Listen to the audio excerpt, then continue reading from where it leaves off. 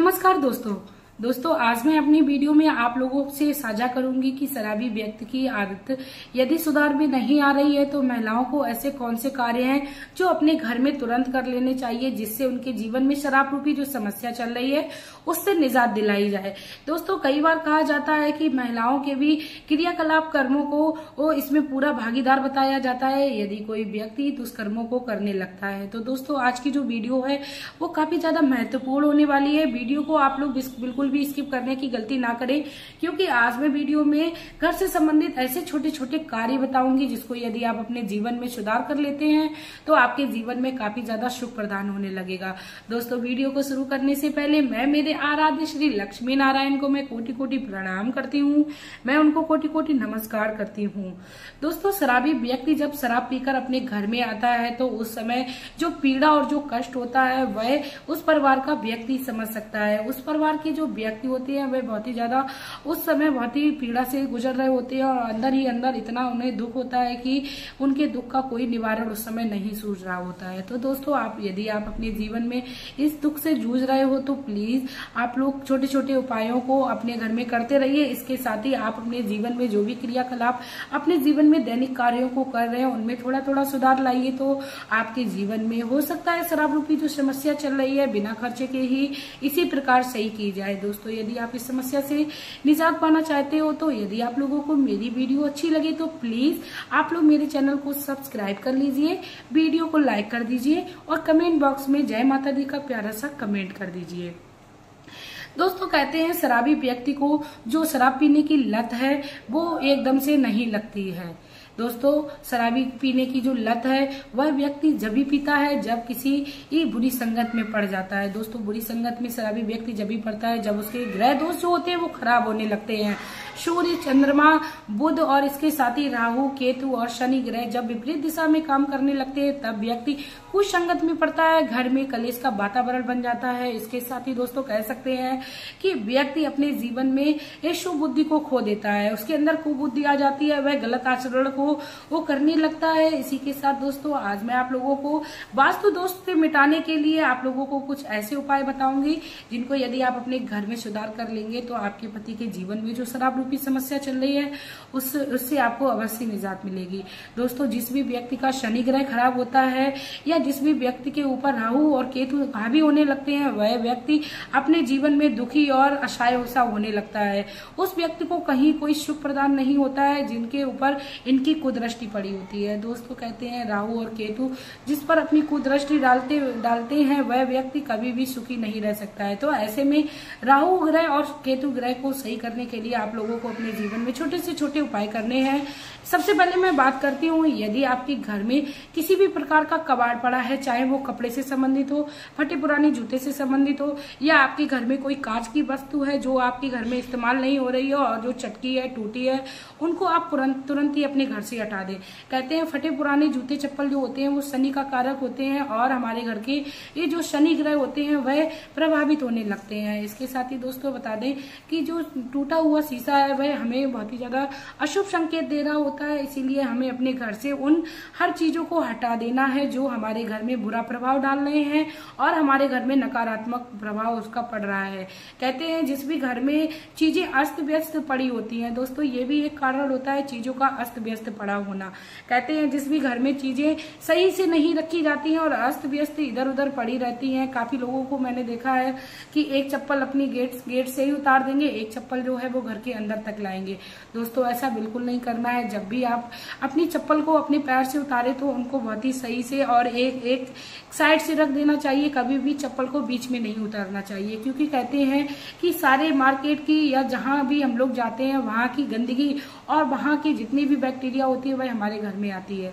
तो दोस्तों यदि आप लोगों को अपने ग्रह को मजबूत बनाना है तो आपको इन आदतों में सुधार लाना है। हर महिला को चाहिए अपने घर के सामान को अस्त व्यस्त पड़ा ना रहने दें। इसके साथ ही यदि फटे पुराने जूते चप्पल है या इसके साथ ही फटे पुराने यदि कपड़े भी हैं तो आप उनको चाहें तो किसी को दान में दे दें क्योंकि कहते हैं इससे दो लोगों का भला भी होगा और आपको भी इन दोषों से निजात मिल जाएगी। दोस्तों आपको ये जो कार्य है वो इस दृष्टि से नहीं करना है कि आप अपने दोष को मुक्त कर रही हैं और उसके ऊपर ये दोष दोष डाल रही हैं।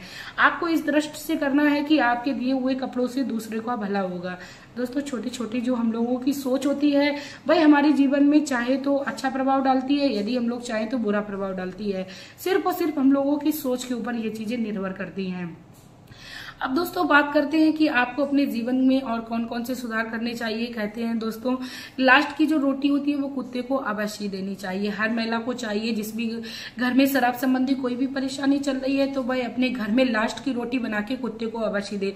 जैसा कि मैंने वीडियो में बताया है कि शनि ग्रह के प्रभाव से भी ये हमारे घर में परेशानी आ जाती है शराब संबंधी। तो आप जब भी कुत्ते को रोटी खिलाएंगे तो आपके घर में पितृदोष शांत होंगे, साथ में आपके शनि दोष भी ये जो खराब चल रहे थे वह अच्छे होने लगेंगे। और इसके साथ ही दोस्तों मैं आप लोगों को बता दूं, जब आप लोग कुत्ते को रोटी खिला रहे होते हैं उस समय आपके पितृदोष शांत होते हैं, तो हमारे घर में कभी भी कलेश का वातावरण नहीं बन सकता है। आज चलिए दोस्तों, अब मैं बात कर लेती हूँ कि यदि हमारे घर में हम लोग छोटे छोटे कौन से ऐसे उपाय हैं जो कर लेंगे जिनसे हमें शराब संबंधी परेशानी से निजात मिलने लगेगी। दोस्तों, आप लोगों को क्या करना है, अपने सबसे पहले तो दैनिक जीवन में भगवान को उतार लेना है और आप किसी भी शिव मंदिर में जाकर भगवान श्री भोलेनाथ को सोमवार के दिन अवश्य जल चढ़ाएं। यदि संभव नहीं है, आपके कोई और भी आराध्य है तो आप उनके अनुसार उनकी पूजा करिए। आप नियम बना लीजिए कि आपको अपने भगवान को जरूरी ध्यान करना है और उनको स्मरण करना है। इसके बाद दोस्तों मैं आप लोगों को बता दूं कि आप लोगों को शराबी व्यक्ति की तकिया के नीचे अवश्य कपूर की टिक्की को रखना है।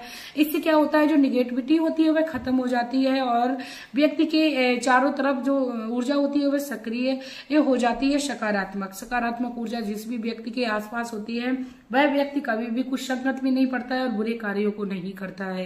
दोस्तों, कहते हैं कपूर का इस्तेमाल जो है वो पूजा में किया जाता है। माता की आरती करते समय कपूर का इस्तेमाल बहुत ही अच्छा बताया गया है।